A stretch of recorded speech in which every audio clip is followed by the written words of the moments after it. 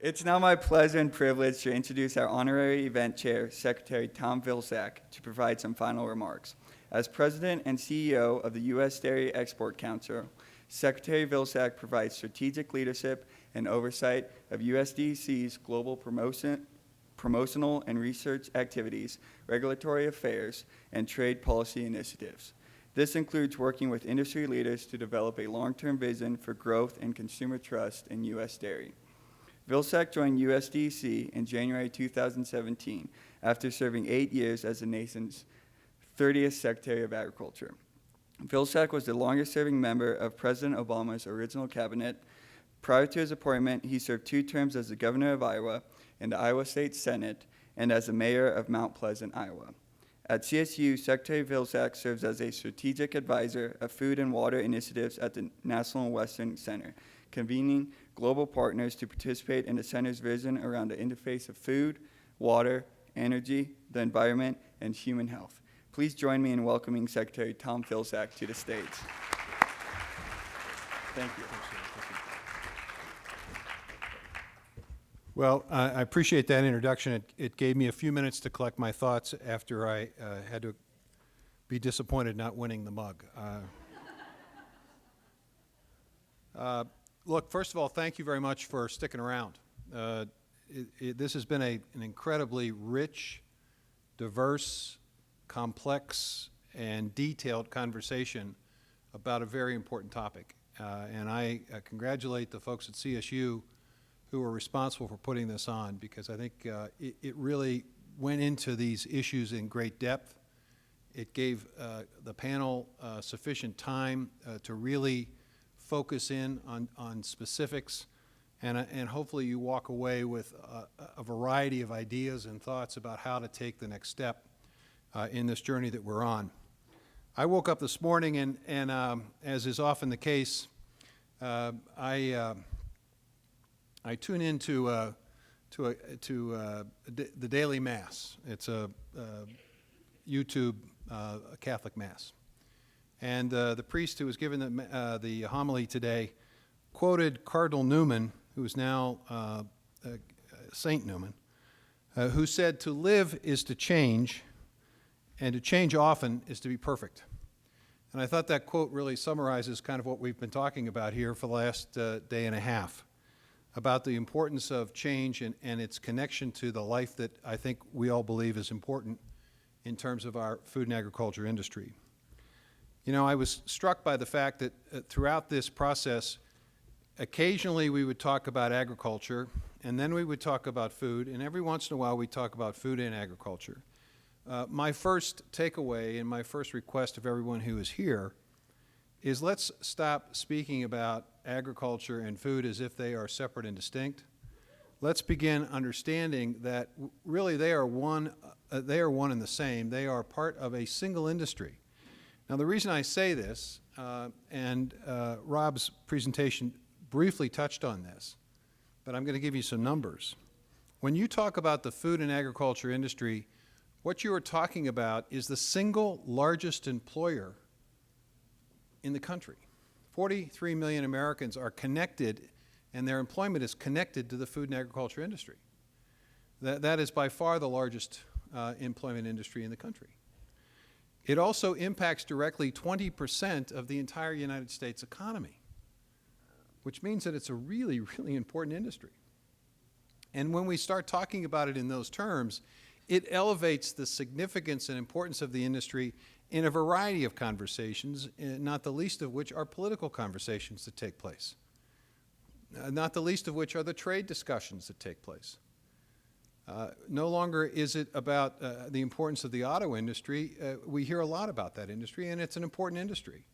But it doesn't employ anywhere near as many people as the food and ag industry does. So I think it's incredibly important as we talk about this and as we want to see the revolution or the evolution, we start with recognizing that this is a very important industry. It is an industry that is faced with a multitude of challenges, and we've discussed those today. It's faced with the climate disruption that we've seen, incredibly intense and disruptive weather patterns. That's why the work of CSU and the National Western Center becomes vital in terms of how we're going to cope and adapt here in Colorado and the western part of the United States. What lessons will we learn as we see water become scarcer and scarcer in the western part of the U.S.? How does that tie into this notion of a sustainable system? How do we ensure adequate food supplies? And the work of the National Western Center, and particularly the water building, is going to be focused on the policies that need to be addressed and thought about, the educational opportunities to make sure that young people in this state and in the western part of the U.S. and throughout the entire U.S.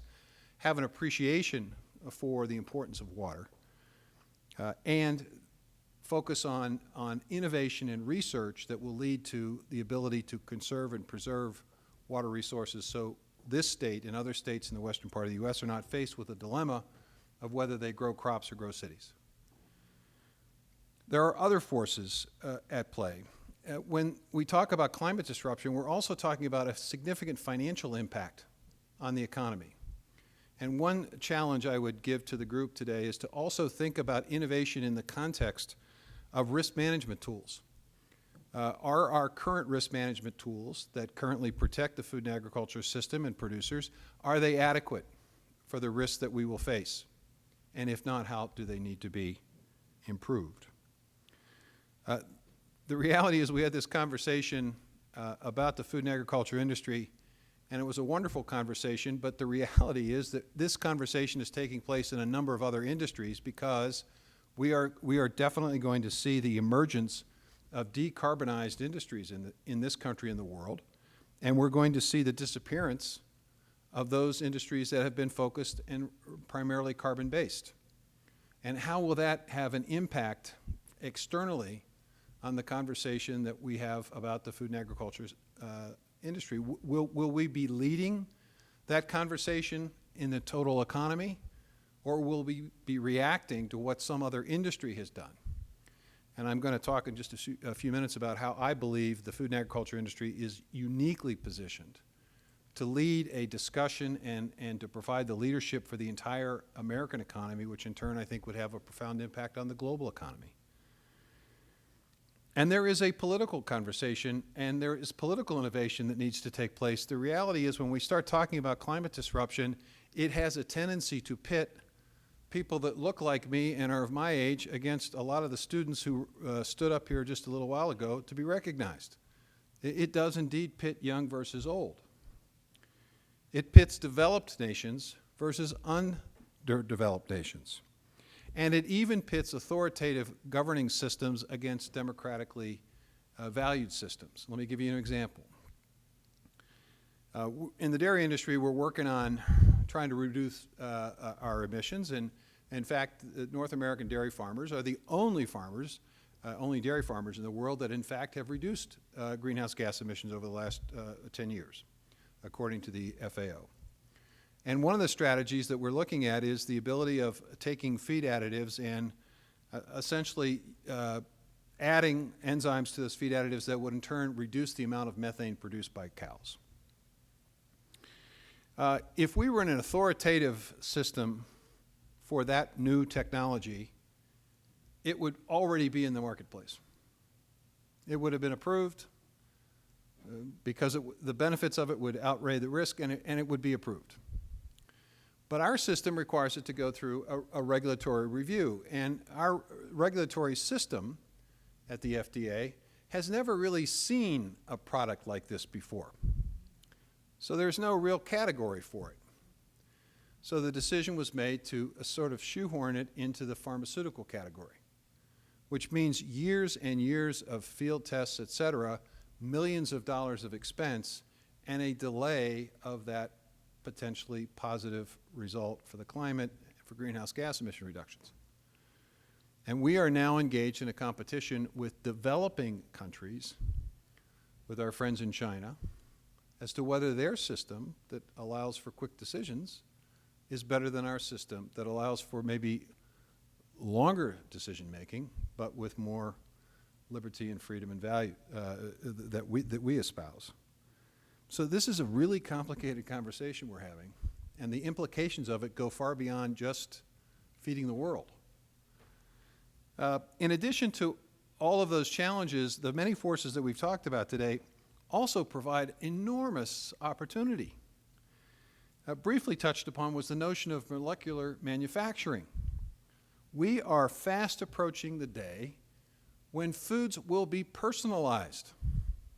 You will go to the grocery store, and because of whatever your genetic makeup is, whatever your makeup is, you will be given a game plan to reduce the potential that you have for certain diseases and illnesses, and you'll go to the grocery store and you will basically purchase food that is tailored for people with your genetic makeup. And your spouse or your friend or your significant other or your child will shop in a different aisle because their genetic makeup will be slightly different.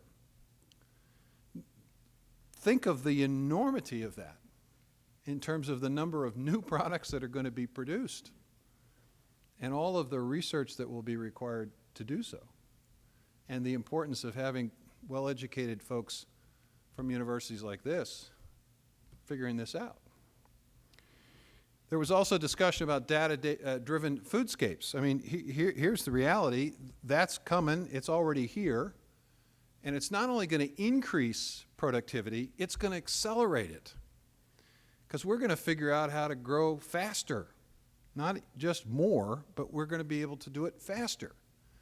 It might be vertical farming that does it. Or it might be precision agriculture that allows for a double crop season because of the accelerated pattern brought upon by learning more about each individual crop and each individual acre. We talked about soil health and water quality, and we tied that into ecosystem services and markets, and that's a whole new opportunity. We didn't really talk much today about the financing of all of this. Where is the money going to come from? And frankly, we're going to have to figure that out because this is not going to come inexpensively. And at my table, we had an interesting conversation about the fact that all of us, pretty much all of us, are very comfortable with having food being relatively inexpensive in this country. Roughly, on any given day, any given year, somewhere between 6 and 10% of your income is spent on food. That is not the case probably anywhere else in the world. Everywhere else, it's going to be a lot more expensive. So the question is, how do we prepare people for for increases in their individual budgets based on food? Or how do we ensure through government resources and corporate resources that the cost of the technology and the cost of the research, et cetera, that leads to this new opportunity is borne not by the consumer? And if it is to be borne by this consumer, how do we make sure that our food programs like SNAP are adequately funded to be able to ensure that everyone continues to have at least access to some minimal level of food in this country?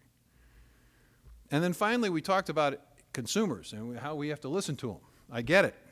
They are empowered. They have social media. I mean, right now, somebody is giving me 1 star or 2 stars or 3 check marks. I get it. But with power comes responsibility. And what we didn't talk about today, and what we need to talk about, is that responsibility on the part of the consumer to be a good consumer. Not just to check the website, not just to check social media, not just to check what their friends and neighbors are saying or what some blogger that is fairly influential is saying about a product, but making sure that they are sensitive to the efforts of some to deceive us in the marketplace. I can't tell you how many times I go into a grocery store and I see packages of items telling me it's gluten-free. It's got nothing to do with gluten, but it's on that package label, or it's GMO free. Well, milk can't be GMO. I mean, why did you put that on your package? Because you want people to think your product is safer or better or whatever. And we have to, as consumers, if we're going to want this power to be able to make these decisions, then it's incumbent on us as well to make sure that we are sensitive to deceptive practices and that to a certain extent we send a market signal that we as consumers are not going to tolerate those practices. That in turn places a responsibility on the producers, on part of the food and agriculture industry, to be as transparent as possible, to give us the information in a way that we can access it so that we do get to the truth more quickly. We didn't talk about this, but we need to talk about it, and that is that exports play a pretty critical role in all of this. 30% of everything that's raised in the United States today gets exported. 20% of farm income is directly connected to exports. And here's a news flash: 95% of the world's consumers live outside of the U.S. So as we talk about a food and agriculture system, the conversation today, with the exception of the last panel, was pretty much focused on the U.S. And over time, over the lifetime of many of the students here, that 95% is probably going to grow to 96, 97, 98%. Africa is going to be responsible alone for half of the increase in population as we get to 9 and 10 billion people. So we need to understand that what we do here on the food and agriculture system and industry can't just be to satisfy the domestic audience, but I think even almost to a greater extent, there are people worldwide that are as interested or more interested in the sustainable practices of where their food comes from or how their food is produced. I was in Japan recently on behalf of the dairy industry, and I was speaking to a company that sells cheese. And they have 10 cheese stores in Japan, and they have marketing agreements with high-end grocery stores and department stores. And we've put together a new promotion for American cheese in Japan. Their chairperson selected 8 American cheeses to sort of display in a holiday gift pack. And they're going to basically promote this in December and January in Japan. And I was explaining to him the lengths to which American dairy producers go in terms of animal welfare. And I said, you know, they are the only producers in the world today that have an internationally certified animal welfare standard by which roughly 80% of all the milk that's produced in this country is produced under. It's called the FARM program, Farmers Assuring Responsible Management, and how this goes into great detail about how they have to document what they do on the farm, and they're subject to audits, and if they don't do it properly, then they're subject to more repeat audits, et cetera. He started feverishly writing down, and then I told him about the FAO study, greenhouse gas emission reductions, and he feverishly wrote that down. And I said to him, I said, is that information of use to you? He said, our customers absolutely want to know this. This is really going to be important in terms of us introducing this cheese to our customers. So make no mistake about it, the concept of sustainability, the concept of agriculture and food production that is not contributing to the climate disruption, is not adding emissions, but is in fact reducing the emissions, is going to become essential if we are to take advantage of any export market. And that, of course, impacts the bottom line for farmers, ranchers, and producers. So I think here's the way to actually, there's been a conversation here today about, well, how, you know, are farmers really going to buy into this? Do they, you know, what do they think about all this? Just a couple economic data points for you, and I shared this earlier today with several folks. The best year in farm income overall was in 2013 and 14. If you took a look at farm income through the United States, it reached record highs. Every year the USDA does a survey of how farmers are doing, and they break farmers into 3 categories. They have one category which they refer to as, at least they did when I was secretary, residential farmers. And this is about 1.3 million people. They have something going on in the back, 40. They're growing pumpkins and they're taking it down to a farmer's market, and they're just really happy to do this, and they're not making a lot of money. In fact, they're probably not making any money at all, but boy, they just love doing it. Those people didn't make any money. In fact, they lost money in the best year ever. Then the next category is what are called, what we would refer to as kind of family farms. They're not large-scale commercial farms, but they do business anywhere from $10,000 in sales to $250,000 in sales. And if you stopped anybody on the streets of Fort Collins or Denver and asked them what to describe a family farmer, that's who they're probably going to describe for you.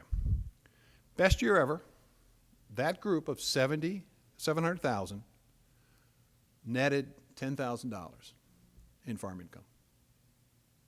Now, just think about that. So of the 2.3 million farmers in the best year we ever had in farm income, 2 million of them either lost money or made, on average, $10,000. So when you start asking farmers to do all these great, wonderful things, you got to understand they don't have a lot of flexibility in terms of where that money's going to come from to do all these great things. They want to do them, but at the end of the day, they're also working a job off the farm to keep the farm. Now, the commercial-sized operations, the larger operators, they did very well. They, on average, about $250,000. Guarantee that those numbers are nowhere near that today in a tough year in agriculture. So, if we want farmers to embrace this notion, it's my proposition that what we need to do as a country, as a community, as people interested in this, is that we need to really focus on the innovation that's going to create multiple new additional revenue streams and income streams for farmers. We have to basically create a financial incentive that creates, in essence, a new commodity or a series of new commodities. Well, what could they be? I'll take you the dairy industry example because it's the one I'm most knowledgeable of. First, it's absolutely correct. If we really are truly interested in carbon sequestration and carbon storage, you're going to have to engage rural America. As I like to say, you can sequester a lot more carbon in Brooklyn, Iowa than you can in Brooklyn, New York. So first and foremost, we need to create the markets and the revenue streams and the financial incentives for those who need carbon to be sequestered to essentially pay farmers for the use of certain conservation practices or the use of their land to store and sequester carbon. That seems to be a relatively simple proposition. If you're a corporation and you're producing emissions and you want to reduce your emissions and you can't because of the nature of what you do, then you go out and you essentially offset your emissions with a partnership with farmers. Or if you're a corporation and you're not as concerned about your emissions, but you are concerned about marketing your product to consumers who are interested in emissions, you ought to have the opportunity to do that by working in partnership with the food and agriculture industry. If you are producing methane, and methane's a pretty dangerous greenhouse gas, then obviously it is important for us to reduce the methane, and if we can't reduce it, to capture it. And if we capture it, which we can, and we can convert it into a fuel that can fuel a truck or electricity that can go on the grid, farmers ought to be paid for it because it's just like producing a gallon of milk. That's a second revenue source. If you can take the manure from a dairy operation, understanding that part of it may be necessary for fertilizing the land that produces the feed that you use for your cows, but not all of it, can you create technology that separates solids from liquids? Can you reclaim from the liquids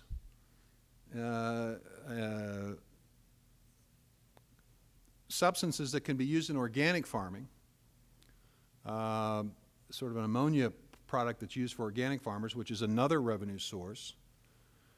Can you then reclaim the water for use in the dairy operation or potentially in some other use for which maybe a utility is willing to compensate the farmer for? Can you take the solids and can you develop evaporation technology that reduces that solid to essentially a pellet? And can you put that pellet in a bag And can you ship it somewhere in the world where that fertilizer is needed? Making sure that you accurately utilize what's left on land so that you also not only improve the quality of the soil and the health of the soil, but you also guard against degradation of water, of the rivers and streams. There ought to be a new opportunity, a new revenue source for the farmer. And in doing all of this, you're creating not just income for farmers, you're also creating jobs in rural places.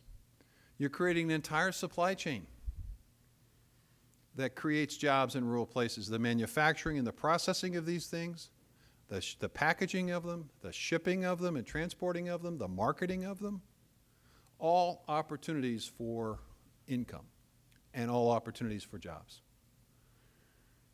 So I think there's a tremendous opportunity here, but to do this is going to require a significant amount of capital investment to prove the point, so that then we go to government as they develop farm bills and we make sure that the investments in a farm bill are invested in that future. So what corporations announce, it was great what we heard today, 1 million acres of this and that, that's terrific. But I would suggest that the ag and food industry has to step up in a significant way to create locations around the country that incorporate all these new technologies so we can showcase what the future looks like and then encourage our policymakers and our corporate leaders to invest in that future. Now, we then have the opportunity, if you want to talk about a compelling story, we then have an opportunity to completely change the discussion about agriculture in the country. Instead of concerns about technology and concerns about greenhouse gas emissions and maybe we need to limit livestock and so forth, we're now talking about an industry that is net zero and potentially negative emissions. We showcase how ag got to this point in the food industry, and then we say to the construction industry and the utility industry and the transportation industry, if we can do it, so can you. You have the power to fundamentally change the positioning of the food and agriculture industry in this environmental discussion. That's the important work. Now, I've only got a couple minutes left. I'd love to talk about vertical farming and urban farming, and all I will say is this.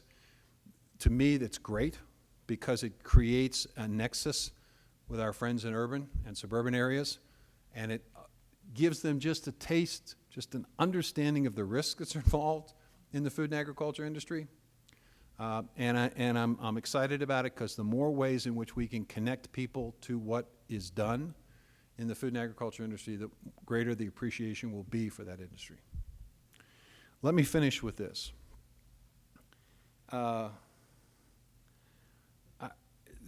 The importance of what we've talked about here, beyond saving the planet, which is pretty important, creating new farm income for farmers, amazingly important.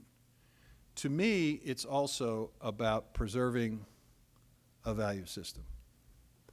And we talked a little bit about this today, but I put it in the following context. When I go to talk to people about rural America, I remind them, hey, that's where most of your food comes from. And then I say most of the water that you drink is impacted by what goes on there. So that's pretty important. Almost all the power that you use to juice up your computers and to turn on the lights, where do you think that comes from? Whether it's wind or solar or hydro or whatever it is, it's coming from a rural place. So it's pretty important. But understand that at any point in time, 30 to 40% of the military of this country comes from those rural and small communities. So if you can't create economic opportunity, if you can't create something that attracts and retains young people in those communities, eventually over time, you're going to lose a population of people willing to serve. So this is really important work that you all discussed here for the last day and a half. And there are a variety of reasons why each of you individually came here. But I hope that you leave here with a clear understanding of the significance of this work and a commitment and passion to continue it in whatever capacity you have. Because literally, the value system of this great country, the capacity to feed ourselves, the ability to maintain greater peace and stability in the world, and the ability to feed 9 to 10 billion people sustainably depends on us. Thank you.